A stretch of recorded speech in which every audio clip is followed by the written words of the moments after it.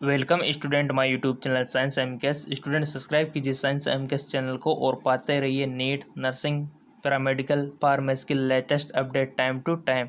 सो student फिलहाल इस video में हम बात करने वाले हैं BS nursing old question paper के बारे में, जिसका हम क्वेश्चन आंसर को सोल्व करने वाले हैं बारीकी से। तो आपको अच्छे से समझना है, अच्छे से ध्यान देना है, तो क्योंकि बहुत सारे जो क्वेश्चन से रिपीटेड हो जाते हैं पिछले साल के क्वेश्चन पेपर में से।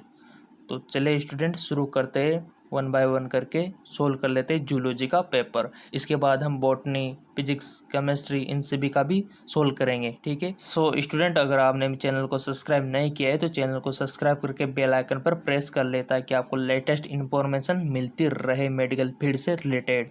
तो चलिए स्टूडेंट शुरू करते हैं। पहला क्वेश्चन से हमारा कि निम्नलिखित में से कौन सा दिवस प्रत्येक वर्ष 11 जुलाई को मनाया जाता है। विच of the following day in observe on 11 July every years. आपके पास चार ऑप्शन दिए हुए हैं: विश्व महिला दिवस, विश्व जनसंख्या दिवस, विश्व स्वास्थ्य दिवस या फिर विश्व पर्यावरण दिवस। बताइए स्टूडेंट, इसका राइट ऑप्शन क्या हो सकता है। आई होप स्टूडेंट आपने वन ऑप्शन सेलेक्ट कर लिया होगा। स्टूडेंट अपने माइंड में वन ऑप्शन सेलेक्ट कीजिए इन चारों में से, चाहे वो गलत हो या फिर सही हो। ठीक है ना, इससे आपकी प्रैक्टिस अच्छी होगी। ठीक है। सो स्टूडेंट, इसका राइट ऑप्शन होगा विश्व जनसंख्या दिवस। हमेशा 11 जुलाई को मनाया जाता है, आपको पता हुआ होना चाहिए। ये डायरेक्ट क्वेश्चन आया हुआ है। इस प्रकार से डायरेक्ट क्वेश्चन भी पूछ लिए जाते हैं, ज़्यादा कॉम्प्लिकेटेड क्वेश्चन ना पूछ के। तो जितना हो सके इजी क्वेश्चन पे भी आपको फोकस करना है। ठीक है, और ये याद रखना है क्योंकि रिपीटेड भी हो सकते हैं बहुत सारे क्वेश्चंस। तो प्रत्येक वर्ष 11 जुलाई को क्या मनाया जाता है? विश्व जनसंख्या दिवस, वर्ल्ड पॉपुलेशन डे। तो हमारा राइट ऑप्शन 2 हो जाएगा। ठीक है। अब चलते हैं नेक्स्ट क्वेश्चन की ओर। नेक्स्ट क्वेश्चन है हमारा कि द्विपद नामपत्र की प्रणाली किसके द्वारा दी गई थी। The system of binomial nomenclature was giving by. आपके पास चार ऑप्शन दिए हुए हैं स्टूडेंट। द्विपद नामपत्र की प्रणाली किसके द्वारा दी गई थी? कार्ल लिनियस, स्ट्रिकलैंड, हेक्सले या फिर चार्ल्स डार्विन। बताइए स्टूडेंट, इसका राइट ऑप्शन क्या हो सकता है। आई होप स्टूडेंट आपने वन ऑप्शन सेलेक्ट कर लिया होगा। इसका राइट ऑप्शन होगा कार्ल लिनियस, यानी कि कार्ल लिनियस ने द्विपद नामपत्र की प्रणाली दी गई थी उसके थ्रू। ठीक है ना, तो आपको ये याद रखने, डायरेक्ट क्वेश्चन है ये। और हाँ स्टूडेंट, अगर आपने चैनल को सब्सक्राइब नहीं किया है तो चैनल को सब्सक्राइब करके बेल आइकन पर प्रेस कर लो। ठीक है। और प्रैक्टिस क्वेश्चन मैं करवा ही रहा हूँ, आप बिल्कुल भी टेंशन ना लें, और ये ओल्ड क्वेश्चन पेपर भी मैं सोल्व करवा रहा हूँ। ठीक है। अब चलते हैं नेक्स्ट क्वेश्चन की ओर। नेक्स्ट क्वेश्चन है हमारा the karyotype of genetic disorder which exhibit gynaecomastia, यानी कि अनुवांशिक विकार का कैरियोटाइप जो गायनेकोमास्टिया को प्रदर्शित करता है। स्टूडेंट, कब होता है गायनेकोमास्टिया? ये कंडीशंस दी हुई है चार: 44+XYY, ठीक है, या फिर 44+XXY, या फिर थर्ड में दिया हुआ है 44+XXX XXX एंड 4 में दिया हुआ है कि 44+XXYY। बताइए स्टूडेंट, इसका राइट ऑप्शन क्या हो सकता है। अगर आपको पता होगा गायनेकोमास्टिया के बारे में तो आप अवश्य इसको कर सकते हो। स्टूडेंट, गायनेकोमास्टिया तो आप जानते होंगे कि जो मेल होते हैं, पुरुष की जो चेस्ट होता है ना, उनका चेस्ट फीमेल के ब्रेस्ट की तरह डेवलपमेंट हो जाता है। इस कंडीशन को गायनेकोमास्टिया बोलते हैं। ठीक है ना, हाँ बिल्कुल, मेल का चेस्ट बिल्कुल ब्रेस्ट जैसा हो जाता है, फीमेल के ब्रेस्ट जैसा। तो इस कंडीशन को बोलते हैं गायनेकोमास्टिया। और एक कब होता है, आपको अगर पढ़ा होगा तो ये होता है स्टूडेंट, मैं आपको बता दूं, ये एक एक्स क्रोमोसोम की अधिकता से होता है। सो स्टूडेंट, इसका राइट ऑप्शन होगा 44+XXY, यानी कि ऑप्शन 2 हमारा राइट ऑप्शन हो जाएगा। ठीक है, एक एक्स क्रोमोसोम अधिक हो गया इसलिए। अब आपको सारी कंडीशन पता होना चाहिए कि एक वाई अधिक हो गया तो फिर क्या होगा। ठीक है ना, ये सारी चीज़ें आपको पता हुआ होना चाहिए। ठीक है स्टूडेंट, अब चलते हैं नेक्स्ट क्वेश्चन की ओर। नेक्स्ट क्वेश्चन हमारा बहुत ही ईजी है। The tissue that is found below the skin and store fat is उत्तक जो त्वचा के नीचे पाया जाता है और वसा को संग्रहित करता है। बहुत ही इजी क्वेश्चन है और डायरेक्ट क्वेश्चन आया हुआ है। इस प्रकार की क्वेश्चन आता है स्टूडेंट, आप जैसा कि देख सकते हो। इजी क्वेश्चन, हार्ड भी आएंगे, अभी टेंशन ना लो। ये बहुत इजी क्वेश्चन है। 4 ऑप्शन आपके सामने दिए हुए हैं, epithelium tissue and areolar tissue, या फिर एडिपोज टिश्यू, या फिर मस्कुलर टिश्यू, जिसको आप पेशी ऊतक भी बोलते हैं। 4 ऑप्शन आपके साथ में दिए हुए हैं। ऑप्शन आपको हिंदी और इंग्लिश दोनों में दिए जाएंगे, ठीक है। डोंट वरी, आपको जो भी अच्छी लैंग्वेज अच्छे समझ में आती है उसका आप यूज कर सकते हो। 4 ऑप्शन दिए हुए, कोई भी वन ऑप्शन आपको सेलेक्ट करना है। आई होप स्टूडेंट आपने वन ऑप्शन सेलेक्ट कर लिया होगा। इसका राइट ऑप्शन होगा थर्ड, यानी कि एडिपोज टिश्यू, वसा ऊतक हमारा राइट ऑप्शन हो जाएगा। हमारी जो स्किन है उसके नीचे पाया जाता है, ठीक है ना।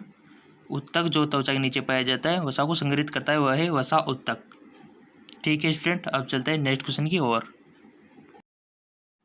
नेक्स्ट क्वेश्चन है हमारा कि विच of the following is not a characteristic of chordates.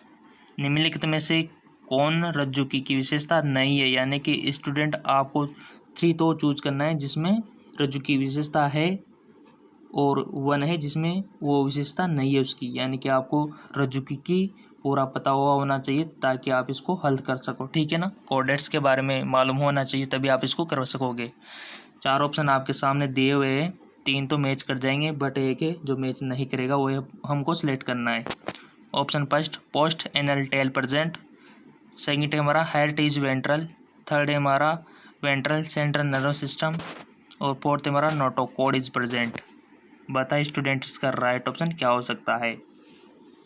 रज्जुकी की विशेषता नहीं है। सो स्टूडेंट इसका राइट ऑप्शन हो जाएगा सेंट्रल नर्वस सिस्टम, यानी कि वेंट्रल सेंट्रल नर्वस सिस्टम, उधर केंद्रीय तंत्रिका तंत्र। क्योंकि आपको पता है कि हेट इज वेंट्रल होता है इसमें, पोस्ट एनल टेल प्रेजेंट होती है इसमें, नोटोकॉर्ड होता है, ठीक है ना। तो अदर केंद्रीय तंत्रिका तंत्र ये इसकी विशेषता नहीं है, तो थर्ड हमारा राइट ऑप्शन हो जाएगा। नेक्स्ट क्वेश्चन है हमारा statistical study of population is called. जनसंख्या के सांख्यिकी अध्ययन को क्या कहा जाता है, ठीक है। आपको पता होगा तो इजीली आप इसको सोल्व कर सकते हो। 4 ऑप्शन आपके सामने दिए हुए, बायोग्राफी, साइकोबायोलॉजी, कैलीग्राफी या फिर डेमोग्राफी। सिंपल सा क्वेश्चन है कि जनसंख्या के अध्ययन को हर बच्चा जानता है कि डेमोग्राफी कहा जाता है। सो स्टूडेंट इसका राइट ऑप्शन हो जाएगा 4 डेमोग्राफी। अब चलते हैं नेक्स्ट क्वेश्चन की ओर। नेक्स्ट क्वेश्चन है हमारा emphysema is a chronic disease that affect that. वात स्फीत एक पुरानी बीमारी है जो प्रभावित करती है, किसको प्रभावित करती है, लंग्स को, हार्ट को, स्टोमक को या फिर लीवर को। सीधा सा क्वेश्चन है स्टूडेंट, बताइए इसका राइट ऑप्शन क्या हो सकता है। आई होप स्टूडेंट आपने 1 ऑप्शन सेलेक्ट कर लिया होगा। इसका राइट ऑप्शन होगा फर्स्ट, लंग, फेफड़े, यानी कि वात स्फीत किसको इफेक्ट करती है, फेफड़े को इफेक्ट करती है, लंग्स को, ठीक है ना। अब चलते हैं नेक्स्ट क्वेश्चन की ओर। नेक्स्ट क्वेश्चन है हमारा 2 genetically different organism show similar adaptation due to. 2 अनुवांशिक रूप से भिन्न जीव निम्न में से किसके कारण अनुरूप अनुकूलन दिखाई देते, समान अनुकूलन दिखाई देते, बताइए। आपके पास 4 ऑप्शन दिए हुए हैं, म्यूटेशन, क्यूमुलेशन, कन्वर्जेंट एवोल्यूशन या फिर डाइवर्जेंट एवोल्यूशन। उत्परिवर्तन, सह विकास, अभिसारी विकास या फिर अपसारी विकास। 4 ऑप्शन आपके सामने दिए हुए हैं। आई होप स्टूडेंट आपने 1 ऑप्शन सेलेक्ट कर लिया होगा। इसका राइट ऑप्शन होगा थर्ड, कन्वर्जन एवोल्यूशन, यानी कि अभिसारी विकास हमारा राइट ऑप्शन हो जाएगा, ठीक है। और ये चैप्टर इंपॉर्टेंट है म्यूटेशन वाला स्टूडेंट, मैं आपको बता दूँ, उत्परिवर्तन वाला, ठीक है ना। अब चलते हैं नेक्स्ट क्वेश्चन की ओर। नेक्स्ट क्वेश्चन है हमारा a drug addict in exhibit which of the following withdrawal symptom. एक ड्रग एडिक्ट, नशे का आदि, निम्नलिखित में से किस प्रकार के विनिर्वर्तन लक्षण को दर्शाता है, ठीक है। आपके पास 4 ऑप्शन दिए हुए हैं, उपयुक्त सभी, या फिर केवल कंपन, या फिर केवल मतली और पसीना, या फिर केवल तनाव। बताइए स्टूडेंट इसका राइट ऑप्शन क्या हो सकता है। अगर आपको नहीं भी आ रहा है फिर भी आपके माइंड में 1 ऑप्शन सेलेक्ट कर लीजिए क्योंकि आपके लिए हेल्पफुल रहेगा। बाद में जब मैं इसका आंसर बताऊंगा तो आप कंपैरिजन कर लेना कि वो सही था या फिर गलत था। इससे आपकी प्रैक्टिस अच्छी होगी और आपको याद भी रहेगा, ठीक है ना। आई होप आपने वन ऑप्शन सेलेक्ट कर लिया होगा स्टूडेंट। इसका राइट ऑप्शन होगा उपयुक्त सभी, यानी कि इसमें तीनों सही है, ठीक है। फर्स्ट ऑप्शन हमारा सही हो जाएगा। अब चलते हैं नेक्स्ट क्वेश्चन की ओर। नेक्स्ट क्वेश्चन है हमारा, the placenta has endocrine function and produce several hormone, which of the following is produce in the lateral phase of pregnancy. Placenta का अंतःस्रावी कार्य होता है और यह कई हार्मोन पैदा करता है। निम्नलिखित में से कौन गर्भावस्था के पश्चात चरण में उत्पन्न होता है? कौन सा हार्मोन? बताइए स्टूडेंट। आपके सामने चार ऑप्शन है, प्रोजेस्टेरोन, एस्ट्रोजन या फिर रिलैक्सिन या फिर ह्यूमन कोरोनिक गोनेडोट्रोपिन। बताइए। पश्चात चरण की पूछ रहा है, थोड़ा सा ध्यान रखना है कि स्टेज कौन सी पूछी हुई है यहाँ पे, ठीक है ना। आई होप स्टूडेंट आपने वन ऑप्शन सेलेक्ट कर लिया होगा। इसका राइट ऑप्शन हो जाएगा हमारा रिलैक्सिन, ठीक है। पश्चात चरण में रिलैक्सिन हार्मोन रिलीज होता है। अब चलते हैं नेक्स्ट क्वेश्चन की ओर। नेक्स्ट क्वेश्चन है हमारा, peptic cell in the gastric gland secrete. Gastric ग्रंथियों में पेप्टिक सेल स्रावित करती है। आपके सामने चार ऑप्शन दिए हुए, इंट्रिंसिक फैक्टर, म्यूकस, HCl या फिर पेप्सिनोजन। बताइए स्टूडेंट इसका राइट ऑप्शन क्या हो सकता है? आई होप आपने वन ऑप्शन सेलेक्ट कर लिया होगा। इसका राइट ऑप्शन होगा पेप्सिनोजन, यानी कि ऑप्शन 4 हमारा राइट ऑप्शन हो जाएगा, ठीक है। डायरेक्ट क्वेश्चन है, आपने पढ़ा होगा डाइजेशन सिस्टम तो इजीली इसको कर सकोगे, ठीक है ना। अगर नहीं पढ़ा होगा तो आपको दिक्कत हो सकती है। और हाँ स्टूडेंट, अगर आपको PDF चाहिए इसका तो आप कमेंट कर सकते हो। जितने ज़्यादा कमेंट आएंगे मैं उतना ही जल्दी इसका PDF आपको अवेलेबल करा दूंगा, ठीक है। अब चलते हैं नेक्स्ट क्वेश्चन की ओर। नेक्स्ट क्वेश्चन हमारा बहुत ही इंपॉर्टेंट है स्टूडेंट, बहुत ही इंपॉर्टेंट, और ये इसमें दिमाग लगाने वाली भी बात है, ठीक है ना।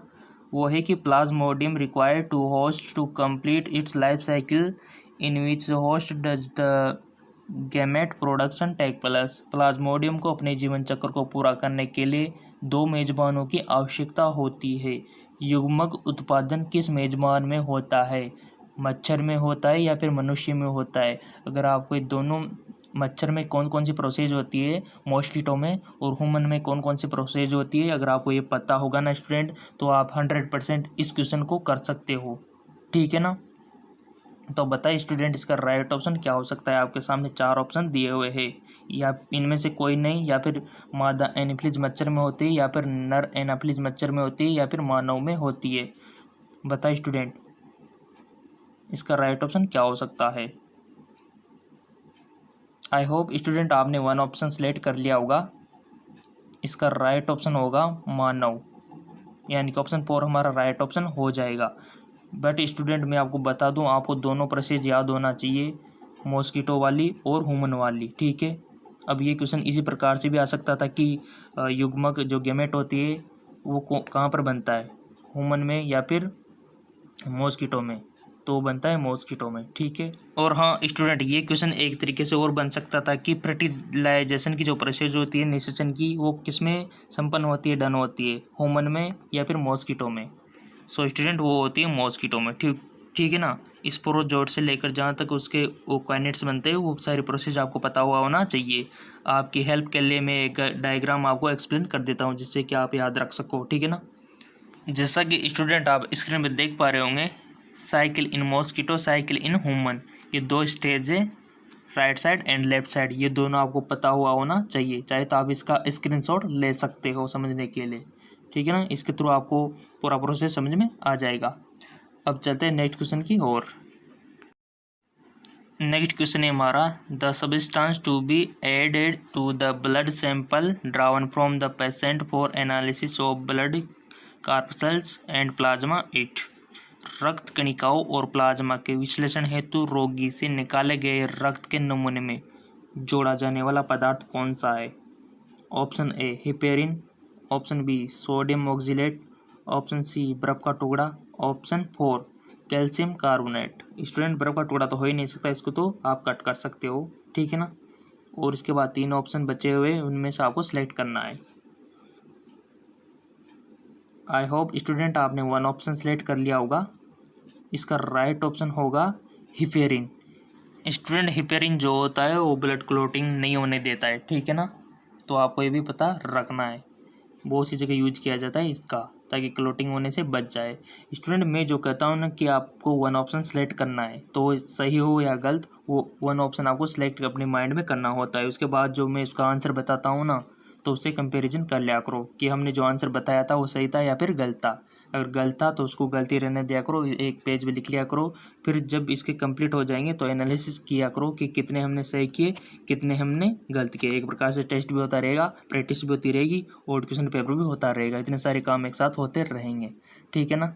अब चलते हैं नेक्स्ट क्वेश्चन की ओर।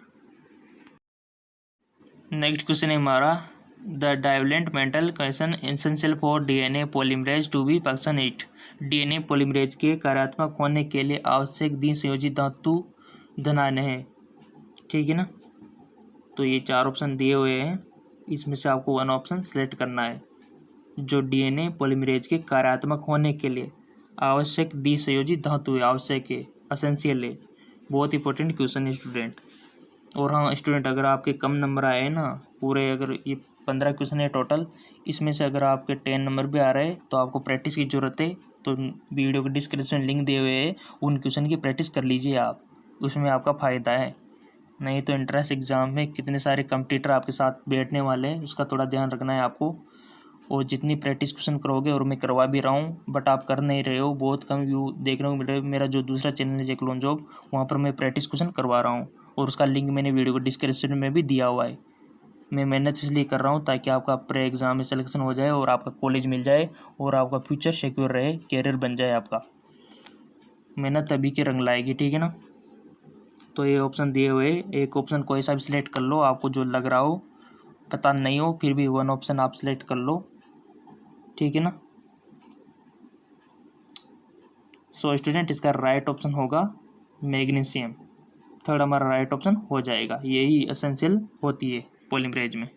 स्टूडेंट आप देख पा रहे होंगे कि यहाँ पर ज़्यादातर जो क्वेश्चन है हमारे 11th और 12th से आए हुए हैं, ज़्यादातर 12th से हैं।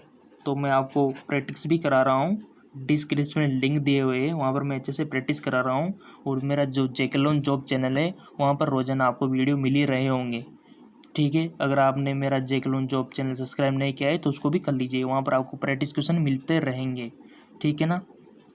ताकि दुगने चैनल से आपको दुगना फ़ायदा मिल सके और आपकी प्रैक्टिस अच्छी हो जाए। तो जेकलोन जॉब चैनल या तो आप यूट्यूब पे सर्च कर लो या फिर वीडियो के डिस्क्रिप्शन में जाकर वहाँ पर आप पहुँच सकते हैं, ठीक है। तो अब चलते हैं नेक्स्ट क्वेश्चन की ओर। नेक्स्ट क्वेश्चन है हमारा, excessive production of testosterone before the age of 10 lead to a condition called. 10 वर्ष की आयु से पहले शरीर में टेस्टोस्टेरोन का अत्यधिक उत्पादन एक स्थिति उत्पन्न करता है, उसे क्या कहा जाता है। आपके सामने 4 ऑप्शन दिए हुए हैं, इनमें से आपको 1 ऑप्शन सेलेक्ट करना है। 4 ऑप्शन को अच्छे से पढ़ लीजिए पहले, ठीक है ना। अच्छे से पढ़ के आपको जवाब देना है, कोई लापरवाही नहीं करनी है। और इजी क्वेश्चन को तो और अच्छे से पढ़ना है, क्योंकि इजी क्वेश्चन में अक्सर स्टूडेंट गलतियाँ करते हैं। वो एक्साइटेड हो जाते हैं कि हाँ ये तो हमको आ रहा है, किसी और को नहीं आ रहा है, तो ऐसे में आके उसको गलती कर देते हैं, जबकि उन्होंने पढ़ा हुआ है सब कुछ, फिर भी वो गलती करके आ जाता है, होता है अक्सर ऐसा। तो आपको अच्छे से समझना है क्वेश्चन को, उसके बाद ही आंसर देना है, ठीक है ना। तो जितना हो सके पहले समझ लीजिए। अगर जिनका ऑनलाइन एंट्रेंस एग्जाम है उनको तो कोई दिक्कत ही नहीं है, क्योंकि यहाँ पर अगर एक बार क्लिक कर दिया तो दोबारा 3 बार भी आप क्लिक कर सकते हो, बट ऑफलाइन वाले में ये फैसिलिटी नहीं होती है, ठीक है ना। आई होप स्टूडेंट आपने 1 ऑप्शन सेलेक्ट कर लिया होगा, सीधा सा क्वेश्चन है। इसका राइट ऑप्शन होगा थर्ड, यानी कि प्रीकॉन्शियस पुबर्टी हमारा राइट ऑप्शन हो जाएगा। सो स्टूडेंट ये था हमारा जूलॉजी का old question paper, part first हुआ है, अभी कंप्लीट नहीं है, पूरे 30 क्वेश्चन है, 30 क्वेश्चन है, ठीक है ना। पार्ट सेकंड में हम 15 से 30 के बारे में डिस्कस करेंगे। और आपको अगर PDF लिंक चाहिए तो आप कमेंट कर सकते हो, डिमांड कर सकते हो, ठीक है ना। और मेरा जो दूसरा चैनल है जेकलोन जॉब, वहाँ ऊपर जाकर आप प्रैक्टिस क्वेश्चन करते रहिए, नीचे डिस्क्रिप्शन में लिंक दिया हुआ है, ठीक है ना। तो आपके लिए बेनिफिशियल रहेंगे, इंपॉर्टेंट रहेंगे, और क्वेश्चन इसी प्रकार से आएंगे जैसा कि आपने भी पढ़े हुए हैं, ये ओल्ड क्वेश्चन पेपर सोल्व किया हुआ है, ठीक है ना। तो क्वेश्चन ऐसे पूछे जाते हैं 12th पेज पे, थोड़ा सा दिमाग लगाने वाली बात होती है। सो स्टूडेंट, यहाँ पर हमने 15 क्वेश्चन सॉल्व किए। इनमें से कोई किसी पर भी डाउट हो, कोई समझ में नहीं आ रहा हो, तो आप कमेंट कर सकते हो किसी भी चीज़ को लेकर, कोई भी समस्या को लेकर। हर समस्या का समाधान साइंस एमकेएस चैनल करेगा।